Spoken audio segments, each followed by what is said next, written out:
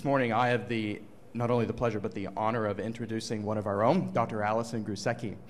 Alison is a longtime member of St. Mark's, a celebrated member of the St. Mark's Parish Choir, and a presenter at this forum in days gone by. She's also taught classes here, and she made sure to remind me that in addition to the rest of the educational context in which she's taught about, which I'll tell you in a moment, she has a particular esteem for her 5th grade Sunday school class that she taught here. So thanks be to God. What an education those 5th graders received. Very important to me for a long time. Alison is a scholar of the Hebrew Bible. She finished her PhD in religious studies at Yale in 2017, and her dissertation was entitled Moses the Mesopotamian, Sargon of Akkad, Moses, and the Production of Geographical Identities in Ancient Israel, which explores the connections between faith, geography, and identity formation in the ancient world and in the Hebrew scriptures. Really, really interesting, and perhaps Alison will say a word about that as an aside here as she goes along. I know from personal experience that Alison is a magnificent teacher. I was not one of her 5th graders, but I was one of her master's students, actually. Alison was my teaching fellow in my Introduction to Old Testament course, my first year as a master's student at Yale. And I recently wrote an email on behalf of Alison introducing her to someone. And she doesn't know that I said this, but I said in the email that she was one of the best 2 teachers I had had during my entire time at Yale University, and I've been there for almost a decade at this point, and that she was one of the best teachers I had ever had in my entire life. And I meant both of those things. We're incredibly blessed to have her here this morning to teach us. She's also taught not only at Yale, but at the General Theological Episcopal Church, Williams College, and in Providence, one of the Episcopal Church. This is all of the dioceses in New England. Alison has been part of formation programs for people training for ordination here locally.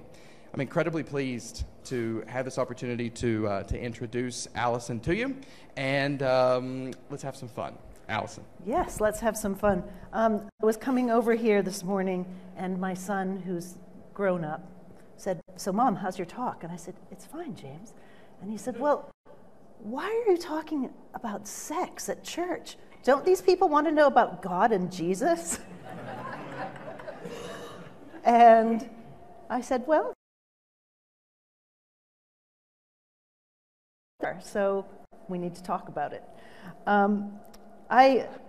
My dissertation had to do, and I just need to explain it enough to get us into the talk. It had to do with the profound connections between ancient Israel and the ancient world. And just by way of brief introduction, we need to understand ancient Israel. It was called the Sacred Bridge by one of the great Israeli geographers, modern Israeli, because the ancient world, here's my map, over here is Mesopotamia, and you know the land of the twin rivers. It was an ancient culture. They were writing already in the 4th millennium BCE. All the dates I say after this are just going to be BC. I'm not going to say it. So the 4th millennium, writing already there, this grand culture. You might remember when biblical writers describe it, they describe the Mesopotamian cities as just grand. It takes 3 days to walk around when Jonah is sent there. So Mesopotamia over here, and then the rivers going across the Syrian desert. Then there's Anatolia, modern Turkey, and then you come down. That's the way you travel it. You don't go across the Syrian desert. You go up around the rivers, and you come down, and you plop right through Israel. And where's the next important place you want to go? Egypt. So if you can think of Israel as sort of this superhighway of the ancient world, a tiny culture, newly born compared to the world around it. There was kingship in Egypt, and there was kingship in Mesopotamia, and grand cultures in both places. And little Israel was just born roughly around the year 1000 BC, the first king. So a lot in the Hebrew Bible, we hear this sort of defensive talk about making ourselves different from the people around us. It's not that our neighbors are bad or that their neighbors were bad.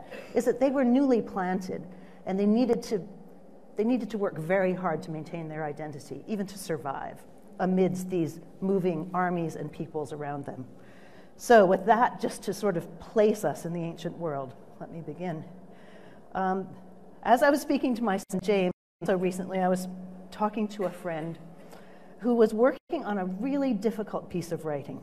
related to his research field, which is connected to biblical studies. It's called Assyriology. It's the study of ancient Mesopotamia, that place over here. His work has to do broadly, as he put it, this is a piece of writing he sent me, with, quote, the divine involvement in the maintenance of human social order. Sounds a lot like what we're doing today. It sounds simple enough. What do we think God cares about on earth, and how does God actually contribute to that? In my friend's case, the problem was more complex because he's an expert on a society, Mesopotamia, which honored multiple gods, who had complicated social relations among themselves, which changed over time, just as we humans do. So the problem of sorting out which god cared about what is difficult. That's his research. And in the piece of writing my friend asked me to look at, I felt that he was getting tangled up in the details and not communicating what was urgently important about it.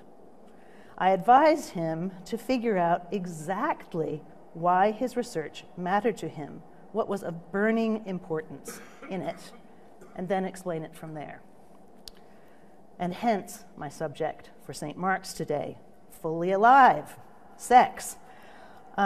I think that there's hardly any subject that is of more burning importance to all of us than sex, and by that I mean broadly gender, who we are created to be, what is considered to be attractive physically. All of that is bundled up in the subject of sex. But we struggle to understand it in religious terms because we hardly ever discuss it in religious settings.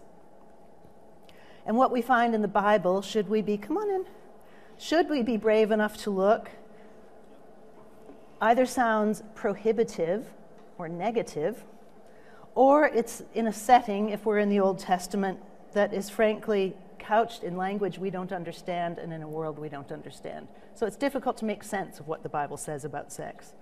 On the other hand, we're bombarded with sexualized images and language. Images of men and women all the time. We drive up 95, someone sells us sunglasses, but somehow they need to be naked.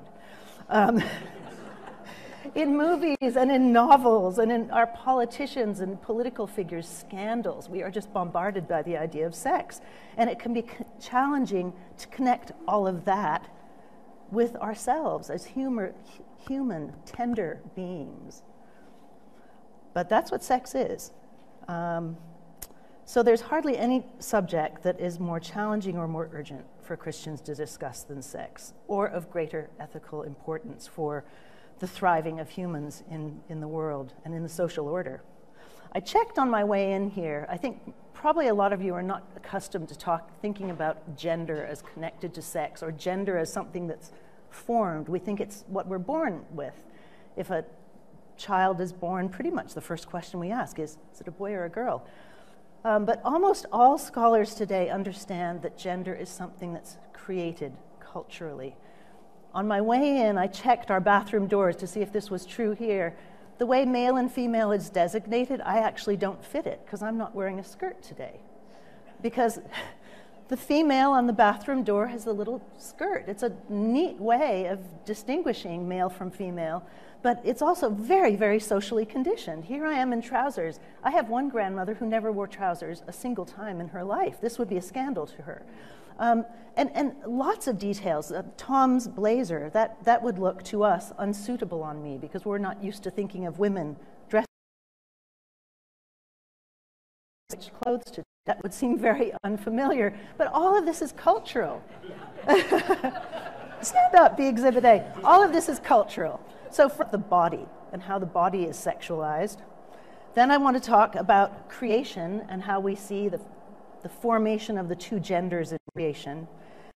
And then about beauty, what's considered beautiful and sexy in the ancient world. And then some about marriage and some homosexuality and celibacy, which will be a brief conversation because it wasn't acknowledged in the Hebrew Bible. It wasn't a known way of life. So first, the body. The poet Adrian Rich describes the human body as the geography closest in.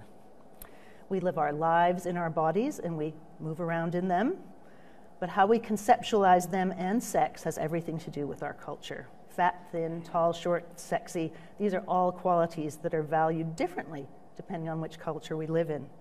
Likewise, the categories of male and female have to do with culture. That is, what's considered male, what's manly, what's womanly. So keep in mind that these ancient descriptions I'm about to give you come from scribes or visual artists. I wish I had a would that be our PowerPoint screen? Another time I'll do this and it'll be a PowerPoint. These images I'm about to give you all come from male-centered societies. The Bible is rightly described, the Hebrew Bible as well as the Christian, as coming from a society that is patriarchal, patrilocal. That means it is run by males, and the females always live in the male place after they marry. And patrilineal, that is, the inheritance is through the male line. So this is highly male-centered society. So the descriptions all come from male writers and artists, if we had a PowerPoint. In ancient Mesopotamia, which is so much older than the Bible's culture, an ideal man was tall, well-proportioned, muscular, with a strong physique. He was cultured, intelligent, not too outspoken, even-tempered, honest, and attentive to family life. This all made him manly. He had good hearing and vision. Above all, he had a dark, lustrous beard. If any of you has ever been to the Metropolitan Museum of Art or up to Yale and seen the Assyrian wall reliefs, who has? Where you see kings and gods, you'll notice the attention, the minute detail put into depicting every curl of the beard. It was really important. It was supposed to be a black beard. Sometimes it's so black it's described as blue. They describe it as a lapis lazuli beard. In the Bible, similar appealing qualities seem to hold for males. Being attractive to God and an effective warrior qualified Israel's kings for office. But handsomeness was also associated with kingship and with manliness generally. In a wedding poem, Psalm 45, the king is well-spoken, well-dressed, musical, and he smells good. The poet, who is a male poet presumably, addresses him, "You are the most handsome of men, is poured upon your lips. Your arrows are sharp in the heart of the king's enemies." He's a good fighter. "Peoples fall under you. Your robes are with myrrh and aloes and cassia. From ivory palaces, stringed instruments make you glad." Saul, Israel's first king, is described as a handsome young man. There was not a man in Israel more handsome than he. He stood head and shoulders above everyone else. Now, we all know that as a metaphor, don't we? Standing head and shoulders above someone. This is a physical description of someone who's about to become Israel's first king, and being tall is important. Why would that be? Keep asking yourself. We'll come back to it. A Mesopotamian woman, by contrast, should be emotionally generous. The goddesses were too. She might be frankly sexual, as Sumerian poetry describes her to be. Her education was not important, since women in Mesopotamia, as in Israel, hardly ever received formal education. I can give you an exception. She should be nurturing, arouse pleasure in males, be knowledgeable in the arts of healing and household management. A Mesopotamian divorce contract talks about the fact that the woman was at least thrifty. She hadn't run the family into debt. She should be tall. She should have red lips and a good head of hair. In the Bible, an ideal woman, so a sexy woman, was nubile, generous, acquiescent, constantly at work, clever, even crafty when it came to protecting the interests of her family. In Psalm 45, the wedding poem I quoted just now, the princess who has come to marry the king is praised as beautiful, commanded to be submissive to her husband, and she's beautifully dressed. For biblical women, especially before their marriage, a beautiful body signaled what was most important in ancient Israel, and that is the ability to produce children. Almost everyone lived agriculturally, close to the land. It's impossible for us to imagine what that is. Look, we're in Morrill Hall. That's sunlight, but we're not getting our light from there. We're not getting our heat from it. inside, away from the weather. In the ancient world, you were in the weather all the time. You built your house yourself. You lived on a small family-owned plot of land. The life of a man and woman was constant hard work. You bore 6 children if you were a woman, to get 2, you hoped, to adulthood, to carry on the population. These great big families you hear about, like Jacob's family, it's utopian. It's the dream to have 12 children. Sometimes, well, in palaces where there was an abundance of food, you could have harems, lots and lots and lots of children. But that was not the norm. The norm was to get 2 children to adulthood. So the society is constantly tied to the ground and needing to produce children, not only to continue Cindy's family. In fact, it wouldn't be Cindy, it would be Eric we'd be concerned about. Not only to continue the family, but we all need to work. Children as young as 3 were helping their mother work inside, and the father was outside farming. So this agricultural life has everything to do with love and sex and marriage. So, the woman's beautiful body in the Bible, it signaled health, the ability to work hard, and to have multiple children. In the Song of Songs, which I think we hear a lot at weddings, don't we, at St. Mark's? The woman's thick hair is described in agricultural terms, like a flock of goats moving down the slopes of Gilead. You don't hear that in weddings. And she has good teeth, like a flock of shorn ewes after they have come up from washing. So nice white teeth. And they're described as twins, so she has nicely matched teeth. Her red lips are like a crimson thread. I put lipstick on this morning because I knew I had to say that line. Before her marriage, a young woman was expected to be a virgin. She rarely left the family compound, but why was she expected to be a virgin? It would have been nice to have extra children around, you'd think. But the way the society was ordered is that the young women would be under the authority of their father in their house. They would go straight from their father's house to their husband's house, and they would join his patriarchal household and come under his authority. The son would be under his authority as well until the father died and the inheritance went through the males.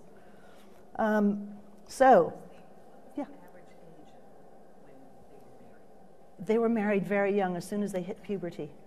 In Mesopotamia, a little bit later, but most people in the Bible, like to get to your 7 was impossible. Most men were dead by the time they were 40, and most women by the time they were 20 or 30. Women's lifespan was 10 years younger because they started having children in adolescence, and childcare is much riskier for younger women. I mean, we still know that in the developing world, to have children very, very young is riskier. So that you hear in the Bible, it's realistic. You hear about men having not multiple, but sequential wives. Thank you, that's a good question. So speaking of this movement over to one's husband's family, the princess in Psalm 45, she's a foreign princess, but nonetheless, she's told to forget her family. And that's a sign of her loyalty to her new husband's household. An exception to the rule of remaining within the family compound for young girls was going outside the village walls to water the flocks in the evening. All villages were surrounded by walls. Israel, more than even other surrounding cultures, had a keen sense of inside and outside. A lot of laws are structured. The laws having to do with rape, honestly. If a woman is raped inside the city walls, it's assumed that she's guilty because anyone would hear her cry inside the walls of the city. But if it's outside the city walls, she's assumed to be innocent because no one could hear her. But remember, this is all done to keep the family structures intact, to keep them clear and intact, because this would be a village in ancient Israel, all of us. We can't afford to have it break up for any reason. We have communal threshing floor and a communal well, and if there are rows among us, it's very dangerous for the whole community. So, going outside the village walls, which women would do in groups, young women, to water their families' flocks in the evening. Nonetheless, the well became a place of courtship and romance. In fact, it's a trope in the Bible. Whenever you meet a well, you're soon going to meet a couple who are going to fall in love. In the book of Genesis, you all remember, I think, the story of Jacob and Esau. Jacob is the progenitor of Israel. He becomes renamed Israel. And Esau is his twin brother. They both come out as twins, but the story is he grabs his brother on the way out, and he's named Jacob because he's seized his brother. Now, his brother Esau is a bit of a dim bulb. He's a man of the earth, and Jacob is crafty and spends lots of time with his mother.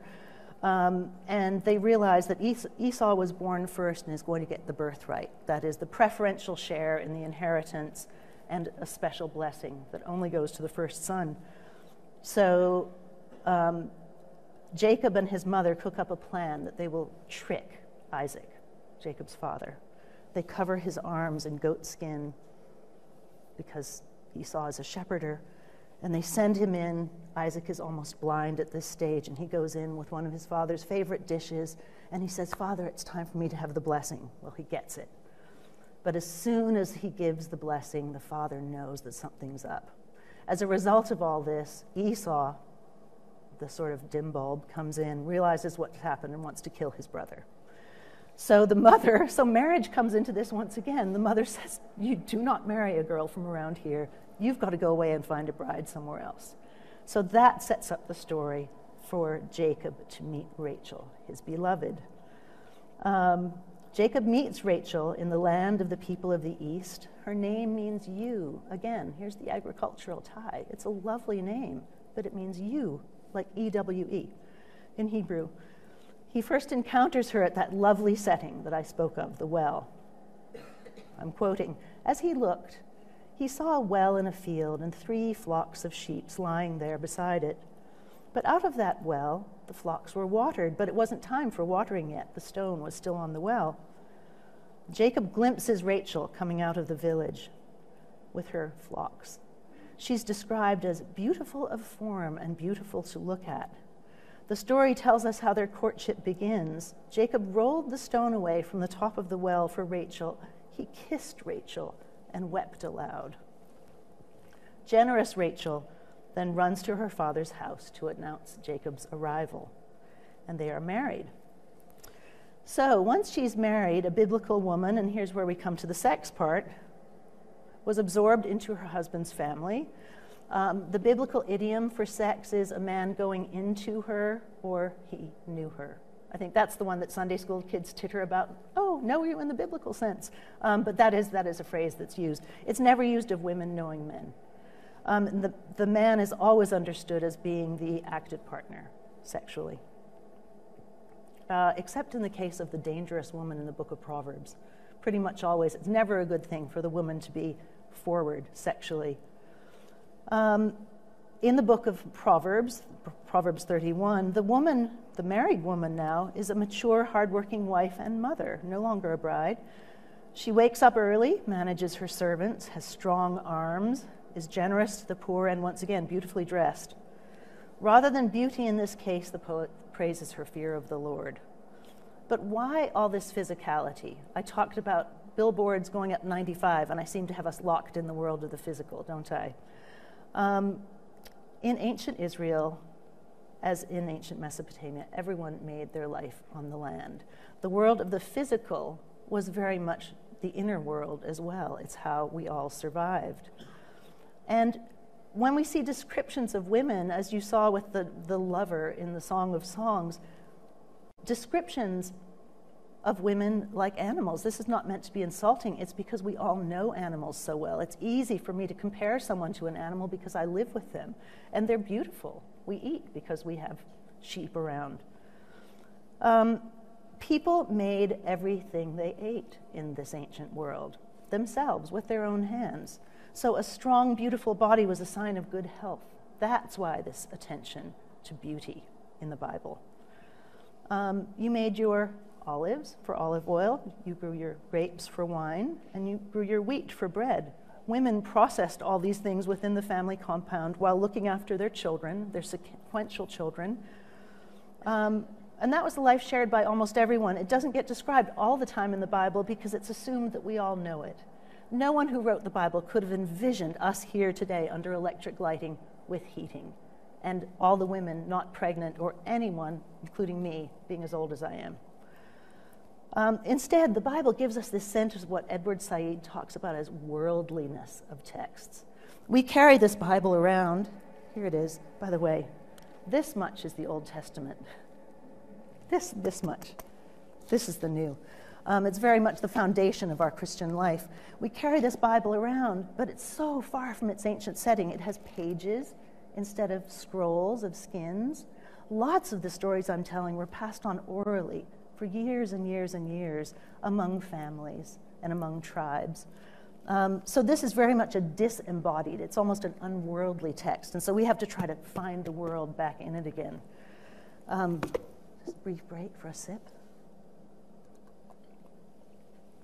I'll just go for about 15 more minutes so we have time for questions. Is that okay, or 10? 10? Okay, 10. All right, so creation. How were the genders created? When God makes humans, we always hear male and female, he created them. Well, that's one creation story. And it's important to note that in that creation story, it's in chapter 1 of Genesis, everything God creates is described as good. There's this refrain, it was good, it was good, it was good. And at the end of creation comes the creation of humans at the same time. And God said, let us make humankind in our image according to our likeness. So God created humankind in his image. Listen to the repetition. In the image of God, he created them. Male and female, he created them. God blessed them and said, be fruitful and multiply. So why this commandment to multiply as soon as humans are made? What about those of us who can't have children? Do we consider ourselves outside of God's world? No. This writer is describing the world he knew. The world he knew was a world in which we had to have children in order to survive. Cindy and Eric could not manage their farm on their own. They had to have children to do it with them. Also, when they grew older, they would have no one to look after them. They had to have children to do that as well. So in the biblical world, this was a matter of survival. Be fruitful and multiply. Now, in the other story, it tells us something different about how gender is considered. It's in the 2nd chapter of Genesis. And you all know, God takes the earth, lifts it up, and makes, all of our translations say, a man. It's not a man, it's a human being. And in fact, it's one translator, Phyllis Tribble, has said, a mud creature, because God has lifted the soil out of the earth and just formed a man. There are lots of stories in the ancient world about the gods forming people out of clay or earth. But there's no gender to this creature. It's Adamah is the earth, and Adam is the creature. It's human is better. But it's not a man yet. It's not a man until the woman is made from him, and then suddenly 2 genders. And there's no sex in the Garden of Eden. None at all. They're just wandering around with lots of good things to eat. It's not till they leave the garden that sex begins to happen. So there's this curious kind of contrast in these 2 stories. And I think the biblical writers, I said this to Justin, we tend to think, the Bible is the Word of God, right? But the Old Testament is big and complex and rich and exciting, and it's constantly debating itself. It developed over, we probably think that the text began to be written in around 800 BC. And the canonical process, that is, deciding which books went where, was still going on at the time of Jesus and a little bit after, although no Christian ideas or texts have made their way into the Hebrew Bible, the Old Testament. So that's a very long time of development. We have whole books and legal codes that completely disagree with each other. So the art is to have the conversation and to figure out, as Christians or as Jews, what is the correct meaning for today? So when finally Adam, he's now named, and Eve are sent out of the garden, I think you all know this story. She's told, you will have multiple pregnancies. In great toil you will bring forth children. The toil that's referred there is the toil of all the other work she's doing. It's not in pain that she's cursed with pain. It's God is describing the world she's going to go into. You'll be having children. You'll be working hard. And to the man, he says, you will work from the sweat of your brow, you will eat. So that's the life they're going into. Now, I don't want to stop. I've got 5 minutes. I don't want to stop before I say something about This has been entirely heterosexually organized, and I think I hope, have a sense that because of this need to reproduce, the biblical writers couldn't see the productivity, the utility in homosexual relations. And oftentimes, because of their situation in the ancient world on that superhighway land bridge, they would compare practices that they did not find fruitful or productive.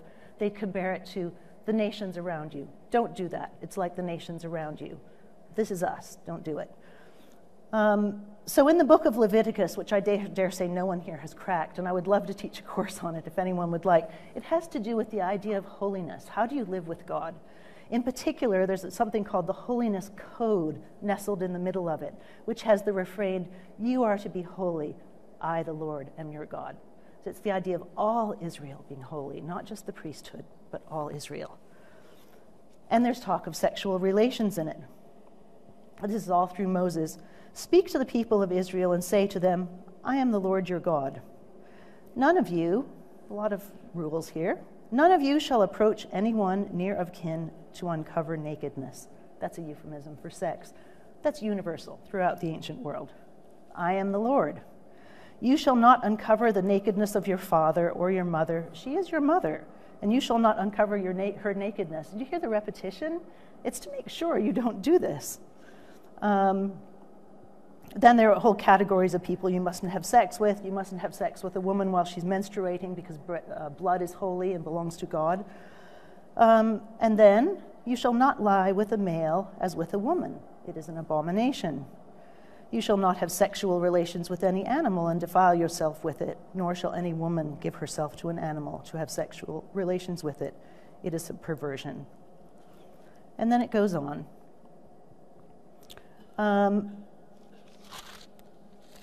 "When an alien resides with you in your land, you shall not oppress the alien. The alien who resides with you shall be to you as a citizen among you. You shall love the alien as yourself." Do you recognize this language? It's love your neighbor as yourself. It's repeated twice. First love your neighbor, then love the alien. "For you were aliens in the land of Egypt." This is the great biblical story. The Israelites were in Egypt according to their stories. God rescued them from oppression, brought them into Israel. That's God's constant reminder. I did this for you. You were strangers there. Don't oppress the alien. "You yourself were aliens in the land of Egypt. I am the Lord your God." So how do we put that together? How do we read that as Christians? Here's what I would like to suggest. The Bible is constantly reinterpreting itself. It's constantly in conversation. And the New Testament with the Old, the same way. The New Testament is an interpretation of the New. I think that for any gender identity or any sexual identity that is uncomfortable for us, think of the alien and think of loving the alien. Now, that person is not alien to him or herself. That is the natural way of being for that person. But I think in reading the Bible, we can get lost, especially in something so huge and important as the Bible. We can get lost in the details, as my friend was in his piece of writing. He wasn't conveying what was urgently important. And in the Bible, we're constantly boiling down what we think is most important. Love your enemies. God is love. We quote that because we think of that as an umbrella saying that expresses almost everything we need to know about God. So I think that in this world where fertility mattered more than anything, that it was difficult for Israelites to envision how these other loving relationships could be important and fruitful in their world. So anytime we feel uncomfortable, start with love your neighbor as yourself. Love the alien, because you were once an alien in Egypt. Start from there, and then ask questions. So, who has questions?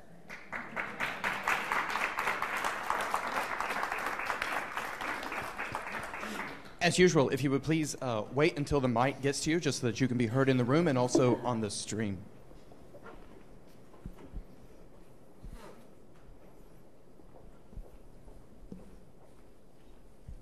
Are there examples in the Old Testament where lying with another person is used as a way of gaining control or power over them? Well, we do know of with cases of women. rape. I mean, What? there is that example between a man and a woman in a patriarchal society. Oh, I'd say, right? I think rape. But also other examples. So the question, I'll repeat because I know it doesn't translate well over streaming. The question is there an example of lying with someone, having sex with them so as to gain control? And my answer to that is sex without consent is always about gaining control over a person. In the biblical world, consent was important. It happened, the social norm was that it only happened between married people. There was a little more leeway for males than for women, but that was because of there was no birth control. So I'm not sure if I'm answering your question exactly, but we do know stories of rape in the Bible. One of David's daughters was raped by one of her half-brothers, and she said, "Do not do this outrage in Israel." And she poured dirt on her head. It was a sign of mourning. Her life was finished, and he raped her. So yes, we do. It wasn't common to rape during wartime, but you could take, if after a battle you saw a beautiful female among your prisoners, you could marry her. I'm not sure that was altogether consensual, and it certainly had to do with control. So David and Bathsheba. We don't know whether Bathsheba consented, but I think the assumption is that she did. Certainly, well, maybe or maybe not. I'd love to hear your comments on this. But clearly David already had power, but he certainly exercised that power by taking Bathsheba and then getting her husband killed in the front of the battle. Yes. Eric's question is David and Bathsheba. It's 1 Samuel 11. Was there consent? And I think that these writers are geniuses because they often don't tell us exactly what we want to know, but I'll read it to us, and we can decide for ourselves. This is not a good character portrait of David. About a month later, wait, sorry. I'm still in Samuel. Hang on. 2 Samuel.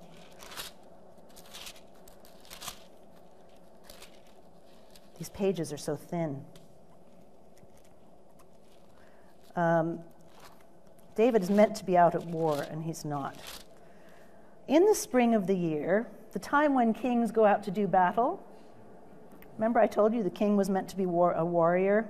David sent Joab and his officers and all Israel with him. They ravaged the Ammonites and besieged Rabbah, but David remained in Jerusalem. It happened late one afternoon when David rose from his couch and was walking about on the roof of the king's house, that is his house, and he saw from the roof a beautiful woman bathing. The woman was very beautiful. David sent someone to inquire about the woman. It was reported, "That is Bathsheba, daughter of Eliam, the wife of Uriah the Hittite." So this is Uriah the Hittite who's fighting for David, if you don't all have the story memorized. So David sent messengers to get her. Take is also another word. You could also take a woman. That's one of the words. There's no exact word for rape, but take is always in rape stories. But you can also take someone as wife. Now she was purifying herself after her period. The woman conceived, and she sent and told David, "I am pregnant." I think that David was very crafty. And the story goes on to explain how crafty he is covering up this crime. And I think the fact that the only verb we have is to take, and the vast difference in their power, as you said, he's a king, and she's just taking a bath, and the men take her. I don't believe that there was choice there. Another commentary I just read yesterday said, the woman was bathing in public, but a rooftop in the ancient world was very much your living space. And a lot of us have been told, when you're little and you're looking at something, your mother says, you don't need to look at that. Just, be polite, look away. You could do that. So I do think that was rape, and I think the punishment was actually unfair. It's well worth reading this story. The punishment that the prophet Nathan gives is that you won't die, David, for this crime you did. Your child shall die. I find that very unfair. The child suffers death. Bathsheba, who was innocent, loses a child. And David, in my view, gets off scot-free. So, thank you for your good question. Maybe time for one more?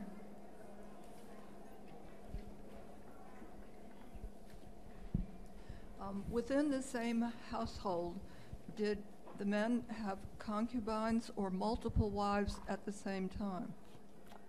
They could. Oh, the question, I'll repeat it. Within the same household, could men have multiple wives or concubines? Concubine is sort of a loaded term. We use it a lot, but a secondary wife, let's say, and these people could have different statuses. The answer is yes, but it was rare because most people couldn't afford it. There are stories in the Bible about an infertile wife. In fact, it's pretty much a theme through Genesis. How do you highlight what's important? You take it away. So in the Genesis stories, they're highlighting the importance of fertility by making the women infertile. And so then Sarah, for example, says, have a child with my maid Hagar. She's an Egyptian maid, and she becomes the mother of Abraham's first child, Ishmael. And then finally, Sarah in her old age, how old would that be? Sarah in her old age has one child, Isaac. So yes, you could. Kings had lots of wives. To be a king in the ancient world meant to have a harem, and a lot of them were diplomatic wives or the captured daughters and wives of someone you defeated. So you'd have vast harems. And it's even proposed that eunuchs, which is not something known in the Hebrew Bible or accepted, that they may have been the extra sons from harems, and they rose to very important rank. They could in palaces as advisors to the king without challenging the lineage of the person who was designated to be the next king. I hate to do this, but I am going to do this. Don't go anywhere. So what a delight it is for us all to listen to you. We're clearly just scratching the surface of things that we know very little about. I can't help to tell you this great story. So years ago when Alison was doing her studies, I called her up, and undoubtedly you were on your third floor where Chris said you were holed up for years working on your dissertation. And I made a joke, and I said, what are you doing, studying Eucharitic? And you said yes. I was only kidding. And then you said, oh, well, but I'm only studying Middle Eucharitic. That's the only, on and on. You went on Eucharitic, and so much for my Eucharitic joke. Anyway, what a delight it is for us to listen to you. And you've given us a great gift because you're setting the foundation. So next week, Father Justin's going to talk about how our Christian tradition has looked upon sex. And then we're going to take on MLK weekend, a time to hear MLK's voice. And then on the following day, I think it's January 26th, Elizabeth and I are going to interview Justin about sex. That is undoubtedly going to be standing room only. Anyway, Justin's dissertation is on the theology of sex. And we had to begin where we had to begin, which was with you and with the Bible. And what a delight you are to us. And we are all communally grateful for you and for your studies and sharing them with us. So thanks. Thank you for everybody. Inviting me. Yeah. Thank you.